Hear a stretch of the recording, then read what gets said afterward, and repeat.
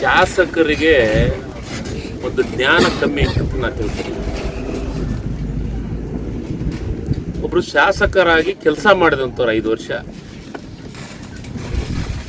ಮಾಜಿಗಳಿಗೆ ಆಜಿಗಳಿಗೆ ಯಾವುದಾದ್ರೂ ಗನ್ಮೆಂಟ್ ಕೊಡ್ಬೇಕಂತಂದ್ರೆ ಒಂದಿಷ್ಟು ಪ್ರೊಸೀಜರ್ಸ್ ಅದ. ಅದಕ್ಕೆ ನಾನು ಅವ್ರಿಗೆ ಜ್ಞಾನ ಕಮ್ಮಿ ಐತೆ ಅಂತ ಹೇಳ್ತೇನೆ. ಪ್ರೊಸೀಜರನ್ನ ನನಗೆ ಗನ್ಮನ್ ಕೊಡ್ಬೇಕಂತಂದ್ರೆ ಸುಮ್ಮನೆ ಗನ್ಮನ್ಗಳನ್ನು ಕೊಡಂಗಿಲ್ಲ. ಅವ್ರೇನು CPI ಇಂದ ಪ್ರಪೋಸಲ್ ಹೋಗಿದೆ, ಇನ್ನೊಂದು ಕಡೆಯಿಂದ ಹೋಗಿದೆ, ಅದೆಲ್ಲ ಇಲ್ಲ. ಇಂಟೆಲಿಜೆನ್ಸಿ ಇಂದ ಮಾಹಿತಿ ತಗೊಂತಾರೆ. ಯಾರಿಗೆ ಗನ್ಮನ್ ಕೊಡಬೇಕು, ಜನಪ್ರತಿನಿಧಿಗಳಿಗೆ, ಮಾಜಿಗಳಿಗೆ, ಆಜಿಗಳಿಗೆ ಕೊಡ್ಬೇಕಂತಂದ್ರೆ ಇಂಟೆಲಿಜೆನ್ಸಿ ಅನ್ನೋದಿದೆ. 5 ವರ್ಷ ಹೆಂಗೆ ಆಡಳಿತ ಮಾಡಿದ್ರು ಅಂತ ನನಗೆ ತಿಳಿತಾ ಇಲ್ಲ ಇವ್ರಿಗೆ. ಇವ್ರದ್ದು ಆ ಇಂಟೆಲಿಜೆನ್ಸಿ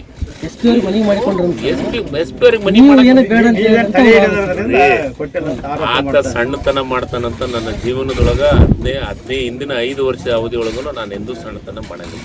ನನಗೆ ಗೊತ್ತೇನೇ ಇಲ್ಲ. ಆತ ಗನ್ಮೆನ್ ಇಟ್ಕೊಳ್ಳೋ ಶೋಕಿ ಇತ್ತಂದ್ರೆ ನನ್ನ ಹತ್ರ ಒಬ್ಬವನ್ನು ಕಳಿಸ್ತೀನಿ ಬೇಕಂದ್ರೆ 3 ಶೋಕಿಗೆಲ್ಲ ಗನ್ಮೆನ್ ಇಟ್ಕೊಳೋದು. ಶೋಕಿ ಗನ್ಮೆನ್ ಇಟ್ಕೊಂತಾರ ಹಿಂದೆ ಇವ್ರಿಗೆ ಇವ್ರನ್ನ ಇಟ್ಕೊಂತಿದ್ರೆ ಯಾರನ್ನ ಬಂಸರ್ನ ಏನ ಶೋಕಿ ಎದುರು ಬಂಸರ್ನ ಇಟ್ಕಲ್ಲಿ ಹಿಂದ ಅಧಿಕಾರದಾಗ ಇದ್ದತ್ನಾಗ MLA ಇದ್ದತ್ನಾಗ ಇಟ್ಕೊಂತಿದ್ದ. ಆಮೇಲೆ ಯಾರ್ಯಾರು ಏನೇನು ಹೇಳಿದ್ರಂತ ತಕ್ಕಂತ ಸುದ್ದಿ ನನಗೆ ಗೊತ್ತಿಲ್ಲ. ನೀವು ಪತ್ರಕರ್ತರ ಹೇಳಿದ್ದು ಪತ್ರದಾಗ ಮಾಧ್ಯಮದೊಳಗೆ ಬಂದಿದ್ದ ನಾನು ಹೇಳಕತ್ತ. ಯಾವುದೇ ಒಂದು ಗನ್ಮನ್ಗಳನ್ನು ತಗೋಬೇಕಂತ ಏನಾದರೂ ಒಂದು ಪ್ರೊಸೀಜರ್ ಇದೆ. ಈಗ ನಾನು ಮಾಜಿ ಇದ್ದಂತೆ ನಾನು ಗನ್ಮನೇ ಬೇಡ ಅಂತೇಳಿ.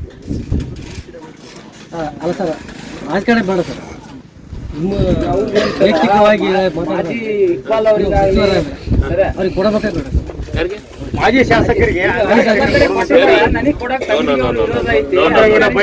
ಹಂಗಿಲ್ಲ. ಅವ್ರು ಹೇಳೋದು ಹಂಗಲ್ಲ, ಅದು ತಪ್ಪು ಮಾಹಿತಿ. ಯಾರಿಗೆ ಗನ್ಮೆಂಟ್ ಕೊಡಬೇಕು ಅಂತಂದ್ರೆ ಪ್ರೊಸೀಜರ್ ಇದನ್ನ ಫಾಲೋ ಮಾಡಿದ್ಮೇಲೆ ಗನ್ಮೆಂಟ್ ಕೊಡೋದು ಸರ್ಕಾರದ. ಡಿಪಾರ್ಟ್ಮೆಂಟ್ ಇಂದ ಮಾಹಿತಿ ತಗೊಂತಾರೆ, ಇಂಟೆಲಿಜೆನ್ಸಿಂದ ಮಾಹಿತಿ ತಗೊಂತಾರೆ. ಅವ್ರಿಗೆ ಥ್ರೆಟ್ ಇದ್ದಿದ್ದನ್ನ ಈಗ ನನಗೆ ಮಾಜಿ ಇದ್ದತ್ನಾಗ ನನಗೆ ಗನ್ಮೆಂಟ್ ಕೊಟ್ಟಿದ್ದು. ನಾನು ಮಂತ್ರಿ ಇದ್ದತ್ನಾಗ ಎಸ್ಕಾಟ್ ಇದ್ರು. ನಾನು MLA ನಮ್ಮ ಮಂತ್ರಿ ಹೋದ್ಮೇಲೆ ನನಗೆ ಎಸ್ಕಾಟ್ ಇತ್ತು ಗೊತ್ತಾ ನಿಮ್ಗೆ? ಯಾಕಿತ್ತು ಎಸ್ಕಾಟ್? ನನಗೆ ಶೋಕಿಗೆ ತಗೋತೀನಿ ಎಸ್ಕಾಟ್. ನನಗೆ 8-10 ಮಂದಿ ಫೋನ್ಯಾಗ ಥ್ರೆಟ್ ಮಾಡಿದ್ರು. ಆ ಫೋನ್ ನಂಬರು ಸ್ಪೀಕರಿಗೆ ಕೊಟ್ಟಿತ್ತು. ಆ ಸ್ಪೀಕರು ಸಂಬಂಧಪಟ್ಟಂತ ಆ ನಂಬರ್ ಎಲ್ಲಿಂದ ಬಂದು ನಂಬರ್ ಅನ್ನೋದನ್ನ ಪೊಲೀಸ್ ಡಿಪಾರ್ಟ್ಮೆಂಟಿಗೆ ಕೊಟ್ಟರು. ಆ ನಂಬರ್ನ ಟ್ರ್ಯಾಪ್ ಮಾಡಿದ್ರು. ಟ್ರ್ಯಾಪ್ ಮಾಡಿ ಆ ನಂಬರಿಂದ ಮಾಹಿತಿ ತಗೊಂಡು ಯಾರು ಏನಂತ ತಿಳ್ಕೊಂಡ್ಮೇಲೆ ನನಗೆ ಎಸ್ಕಾಟ್ ಕೊಟ್ಟರು. ಸುಮ್ಮನೆ ಎಸ್ಕಾಟ್ ಕೊಡ್ತಾರ? ಏನೋ ಒಂದು ಮಾಧ್ಯಮದವ್ರು ನಿಮ್ಗೆ ಶೋಕಿ ಇತ್ತಂದ್ರೆ ಪ್ರೈವೇಟ್ದವ್ರು ತಗೊಳ್ಳಿ, ನಿಮ್ಗೆ ಯಾರು ಬೇಡ ಅಂತಾರೆ. ನಾವು ಜನಪ್ರತಿನಿಧಿಗಳು ಜನರ ಹತ್ರ ಹೋಗಕ್ಕೆ ಎದುರಂತ ಅವಶ್ಯಕತೆ ಇಲ್ಲ ನಮಗೆ. ಜನರಿಗೆ ಗೆಲ್ಸಿದ್ರೆ ನಾವು MLA ಹಾಕ್ತೀವಿ, ಜನರ ಓಟ್ ಹಾಕಿದ್ರೆ ನಾವು MLA ಹಾಕ್ತೀವಿ, ಮಂತ್ರಿ ಹಾಕ್ತೀವಿ. ನಿನಗೆ ಜನರದ ಅಷ್ಟು ಭಯ ಐತೆ ನಿಮಗೆ?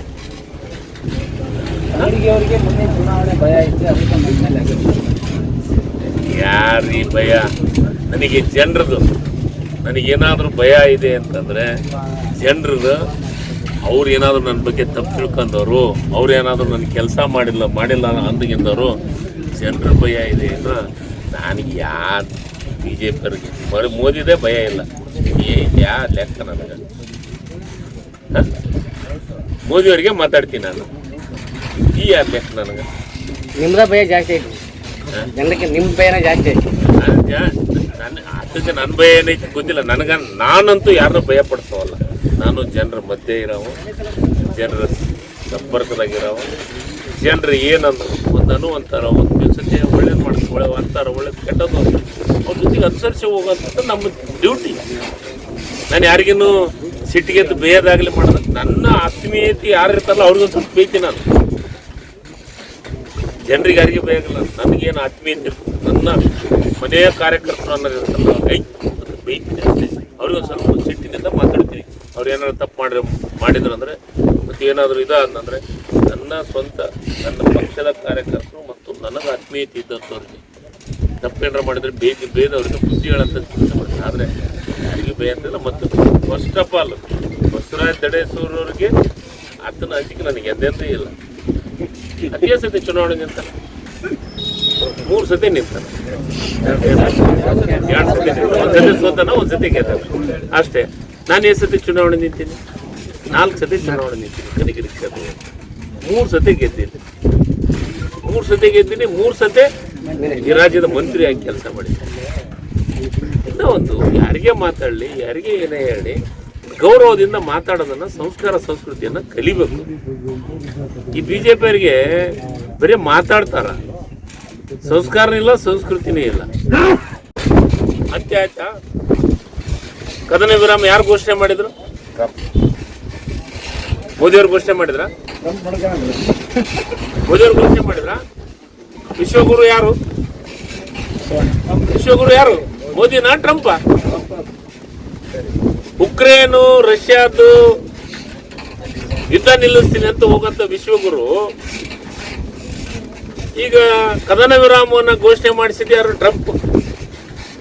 ಯಾರು ಈ ದೇಶದ 26 ಹೆಣ್ಮಕ್ಕಳ ಕುಂಕುಮ ಅಳಿಸಿದ್ರು, ಎಲ್ಲ ಭಯೋತ್ಪಾದಕರನ್ನ ಸುಟ್ಟಾಕ್ಬೇಕಾಗಿತ್ತು, ಧ್ವಂಸ ಮಾಡ್ಬೇಕಾಗಿತ್ತು. 2 ದಿವಸ ಧ್ವಂಸ ಮಾಡಿದ್ದೆ ನಮ್ಗೆ ತೃಪ್ತಿ ಇಲ್ಲ. ಏನ ಹೇಳೋದು? 92 ಸಾವಿರ ಪಾಕಿಸ್ತಾನದ ಸೈನಿಕರನ್ನ ಮಂಡಿ ಊರಿಸಿ ಕುಂದಿರಿಸಿ ಶರಣಾಗತವನ್ನ ಮಾಡಿದಂತ ಇಂದಿರಾ ಗಾಂಧಿ ಎಲ್ಲಿ? ಲಾಹೋರ್ವರೆಗೆ ಹೋಗಿದ್ರು ನಮ್ಮ ಸೈನಿಕರು. ನಮ್ಮ ಸೈನಿಕರು ಶಕ್ತಿ ಬಹಳ ದೊಡ್ಡದಿದೆ. ಬಿಜೆಪಿ ಇಂದ ದೇಶಭಕ್ತಿ, ದೇಶ ರಕ್ಷಣೆ, ಸೈನಿಕರ ಪ್ರೀತಿ ಇವರಿಂದ ನಾವು ಕಲಿಬೇಕಾದಂತ ಅವಶ್ಯಕತೆ ಇಲ್ಲ. ಸೈನಿಕರಂದ್ರೆ ನಮ್ಮ ಪ್ರಾಣ, ದೇಶಭಕ್ತಿ ಅಂದ್ರೆ ನಮ್ಮ ಜೀವ. ಬಲೋ ಭಾರತ್ ಮತಕ್ಕೆ ಅಂತ ಹೇಳಿದವರು ಯಾರು? ಬಿಜೆಪಿಯರ? ಜೈ ಜವಾನ್ ಜೈ ಕಿಸಾನ್ ಅಂತ ಹೇಳಿದವರು ಯಾರು? ಬಿಜೆಪಿಯರ? ರಾಷ್ಟ್ರಗೀತೆಯನ್ನ ಆಡಿದವರು ಯಾರು? ಬಿಜೆಪಿಯರ? ಹೇಳಿ. ದೇಶಭಕ್ತಿ ಬಗ್ಗೆ ಇವ್ರ ಹತ್ರ ಕೇಳ್ಬೇಕ ನಾವು ಪಾಠನ?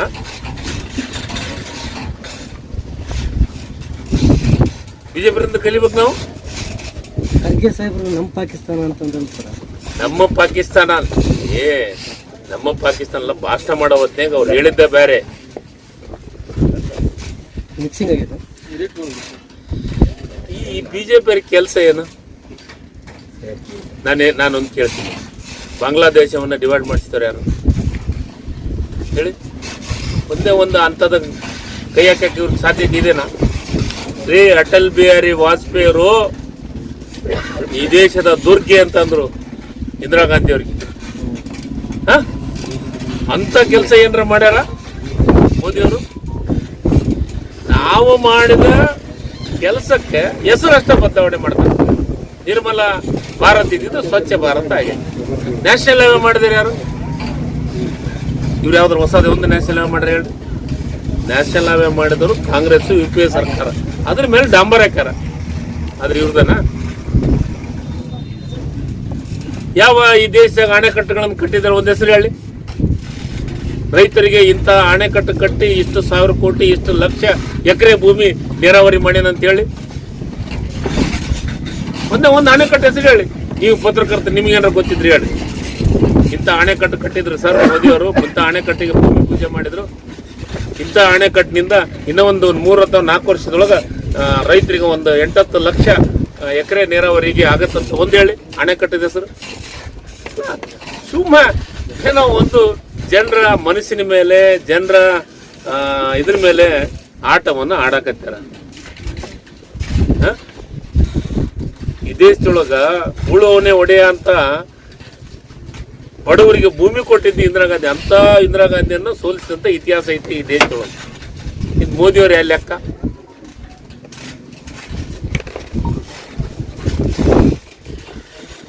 ಪಹಲ್ಗಾಮದ ಬಗ್ಗೆ ಈಗ ಎಲ್ಲರೂ ಮಾತಾಡಕತ್ತಾರೆ, ಅದಕ್ಕೆ ಬಿಡ್ಲಿ ಮುಂದೆ ಬರ್ತೀವಿ, ಮುಂದೆ ಮಾತಾಡ್ತೀವಿ, ಅದ್ರ ಬಗ್ಗೆನೂ ಮಾತಾಡ್ತೀವಿ. ಸಿಂಧೂರ ಆಪರೇಷನ್ ಬಗ್ಗೆ ಪ್ರಚಾರ ಕೊಂಟಾರಲ್ಲ, ಪ್ರಚಾರದಕ್ಕಿಂತ ಈ ದೇಶದ ಭಕ್ತಿ, ಈ ದೇಶದ ಸೈನಿಕರ ಬಗ್ಗೆ ನಮಗೆ ಗೌರವ ಇದೆ. ಸುಮ್ಮ ಪ್ರಚಾರ ತಗೊಳೋದಲ್ಲ, ಪ್ರಚಾರದಿಂದ ಜನರಿಗೆ, ಈ ದೇಶದ ಜನರಿಗೆ ಗೊತ್ತಾಗತ್ತೆ. 12 ವರ್ಷ ಆಯ್ತು ಯಾರ್ಯಾರು ಏನೇನು ಮಾಡ್ಯಾರ ಅಂತ, UPA ಸರ್ಕಾರದಾಗಿದ್ದಾಗ ಏನಾಗಿದೆ, NDAದಾಗ ಏನಾಗಿದೆ ಅನ್ನೋದು ಎಲ್ಲದಕ್ಕೂ ಗೊತ್ತಿದೆ. ಮೊನ್ನೆ ರಿಸಲ್ಟ್ ತೋರಿಸಿದ್ದಾರೆ, ಬರ್ತಾ ಕಾಲ